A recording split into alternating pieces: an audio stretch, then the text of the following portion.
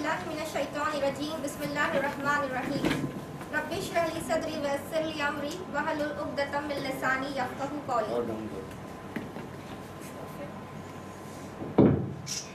Honorable Chief Guest, Professor Mamoun Jarrar, our guest of honor, Professor Eren, President of the seminar, Dr. Shafi Shaikh, respected Head of the Department of Arabic, Dr. Muhammad Shahid, Professor Dr. Jamshed Ahmad, and other respected guests present, my colleagues and teachers and dear students. Assalamu alaikum wa rahmatullahi wa barakatuh. Indeed, everything you say must be true, but it is not right to say everything true. If on occasion it is damaging, then be silent. But there is no fatwa for lying.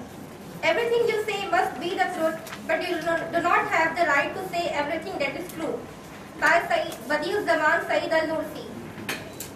At the outset, I would like to express my warmest gratitude to the Secretary of the Istanbul Foundation for Science and Culture and Department of Arabic for their initiative in organizing this international symposium on the opinions of the universal famed Said Nursi's ideas, the concept of civilization in the Risale-i Nur.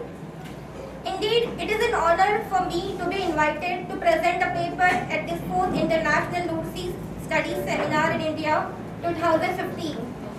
The title of my paper is Peace and Harmony as Sign for None of Civil Society.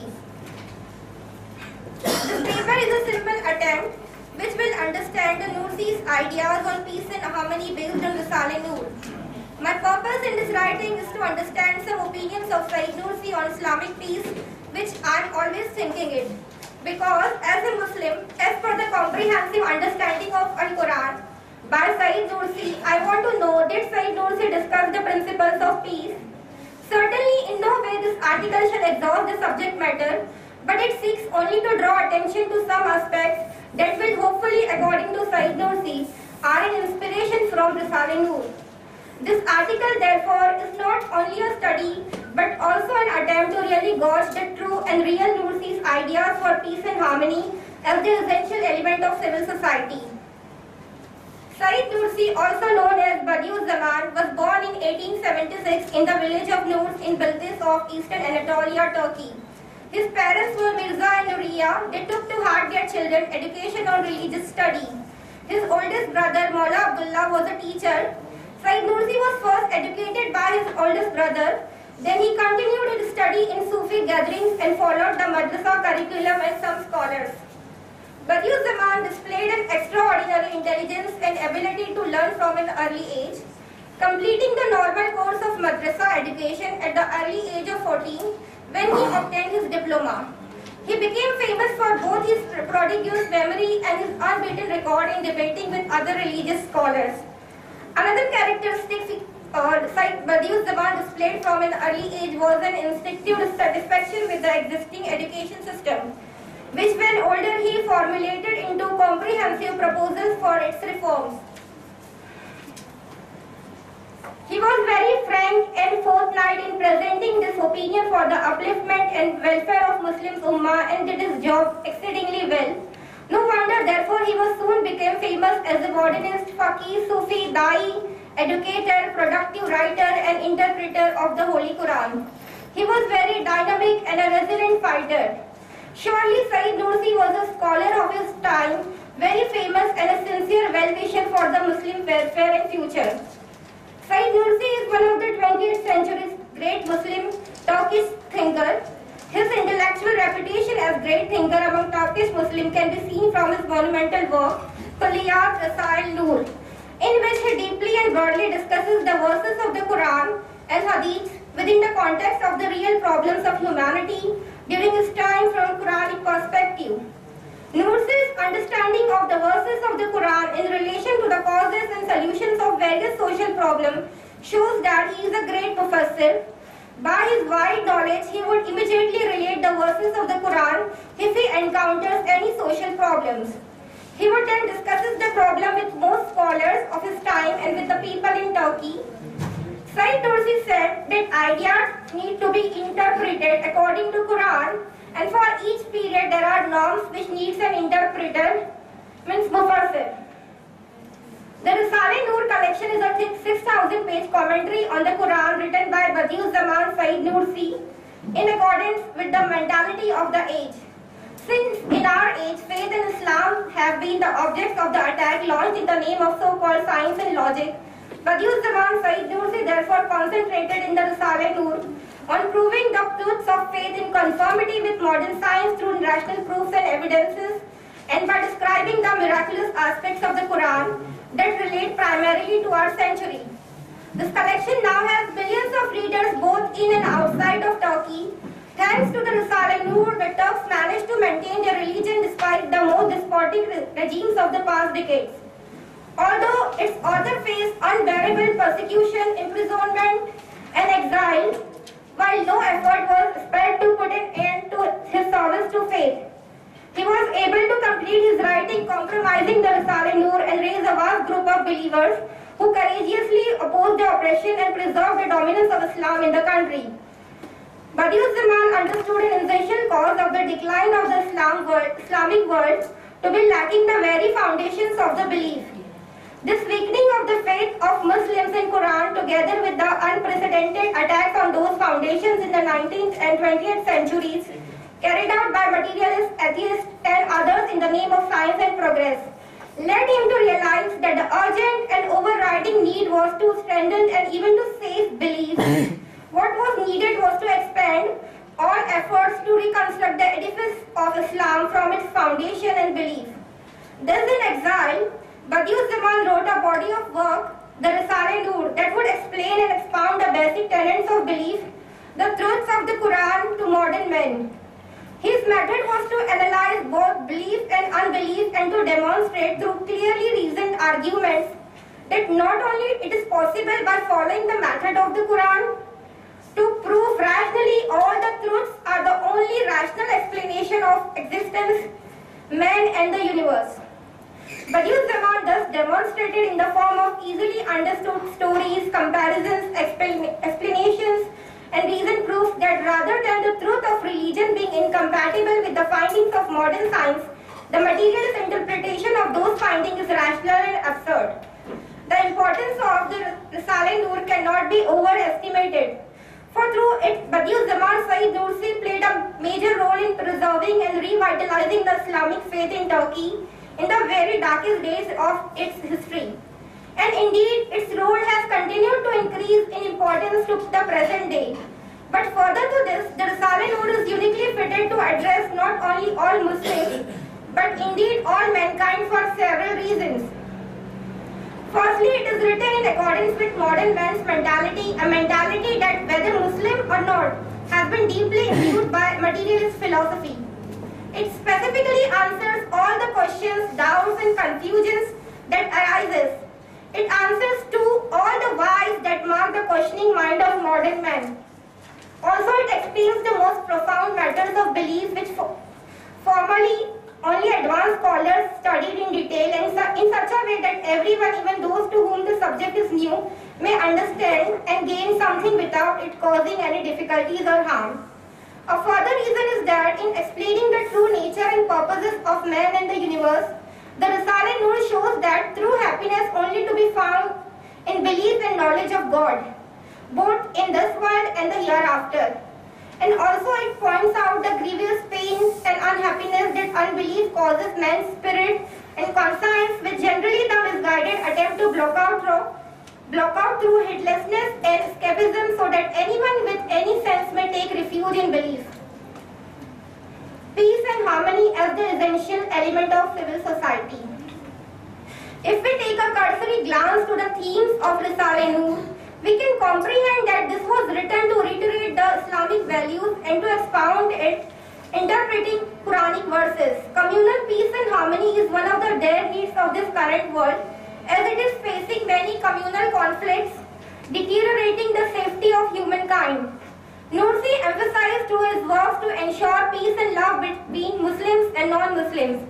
He has used his intellectual revolts against secularist government of Turkey to protest against their laws of irreligion and not against the principles of secularism. But he encouraged the Muslim community to ensure love and peace and also freedom of belief with non-Muslims. Nursi Nursi's fifth word mentioned two duties, the first creation and the maintenance of life, are responsibilities of the Creator alone. The second is our responsibility, begging from the Creator and Sustainer, relying on Him totally, to avoid being a trouble or burden on others, thus from the inner duty to practice religion. These results in inner freedom granted by religion. After all, the freedom of the non-Muslim was for him a branch of our freedom. Interpreting the verse 49:13, O mankind, we have created you from a male and a female, and you made a nations and tribes, that you may know one another. Verily the most honorable of you with Allah is that who has a taqwa. Verily Allah is all-knowing, well-acquainted. He writes, that is to say, being into groups and tribes should lead to mutual acquaintance and mutual assistance, not to antipathy and hostility. In his book, The Damascus Sermon, he mentions 6 dire sicknesses. The sicknesses are these. Firstly, the rising to life of despair and hopelessness in social life. Secondly, the death of truthfulness in social and political life. Thirdly, love of enmity. Fourthly, not knowing the luminous bonds that bind the believers to one another. Fifthly, despotism which spreads, becoming widespread as though it was various contagious diseases. Sixthly, restricting endeavor to what is personally beneficial. Through these lines, we can understand that he counted the enmity to others as a great sin or sickness of heart. In the same book, he wrote in 4th word, warning enmity and hostility, he says, what I am certain of from my experience of social life and have learned from my lifetime of study is the following.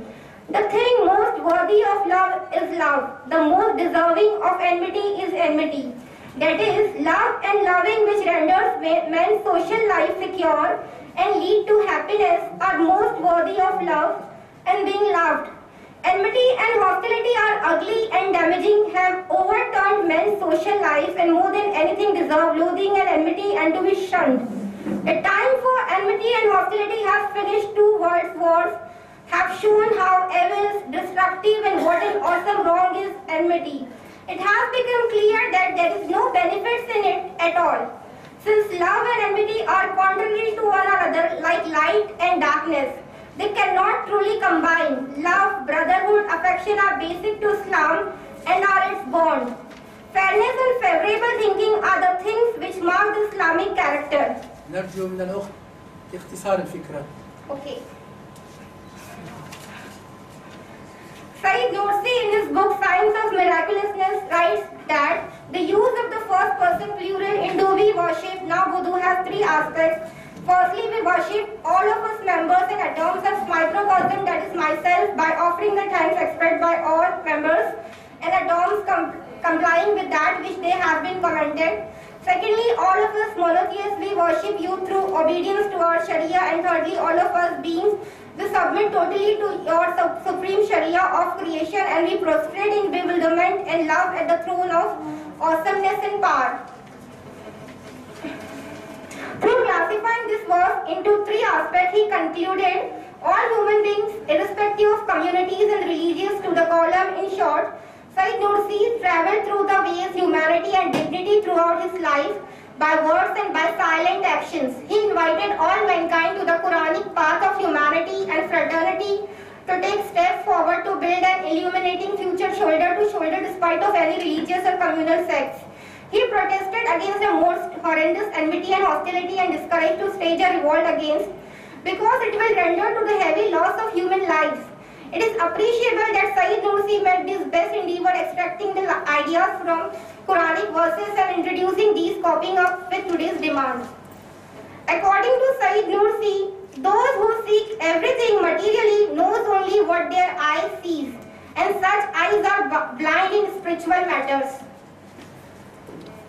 Al-Quran strongly stressed about peace in human life. The word peace is the same meaning with the word salam. This word appears in the Quran 157 times, an adjective 50 times and a verb 28 times. Islam is the name of the religion Islam. It is derived from the same root al-salam, which means peace. Therefore, Islam is a religion of peace. Between justice and peace, there is this interrelationship. To build justice at the same time will realize the justice in human life. Said Nursi said, therefore, that peace will not become a fact and reality in society if there is no justice between all members of the society. The application of peace will establish concord relationship and security within social life, and each member of society will find opportunity to develop his potentials and capacities to realize the necessity of his life. Thus, peace is one of the foundations of civil society, and peace is interrelated to construct harmony relation between all members of society. The question of peace and harmony among the various civilization and religious communities in the world can be approached in two broad ways. One is to engage in conflict resolution after conflicts have broken out. The other is to engage the other civilization in constant dialogue to minimize the intensity or quantum of conflict that are at any rate inevitable. According to Said Nursi, a person who sees the good in things have good thoughts, and he who has good thoughts receives pleasure from life. Today, Said Nursi's groundbreaking quality is almost universally acknowledged, and he is seen as Mujaddid, cleric, and a man of action. Very few scholars have enjoyed such widespread acceptability across the Muslim world. Even about 65 years after his death, the majority of religious scholars, to borrow his phrase, exhibit a consensus on the correctness and the depth of his ideas. Another important thing is that his famous book Risale-i Nur has been translated into various languages and has emerged as a common text for Muslims from different regions. A main reason for this is that with his Risale-i Nur, Said Nursi acts as the conscience of the age and gives authentic and affirmative responses to the age threats to religion in general and Islam in particular, and he does this by relying on the Quran. Thank you.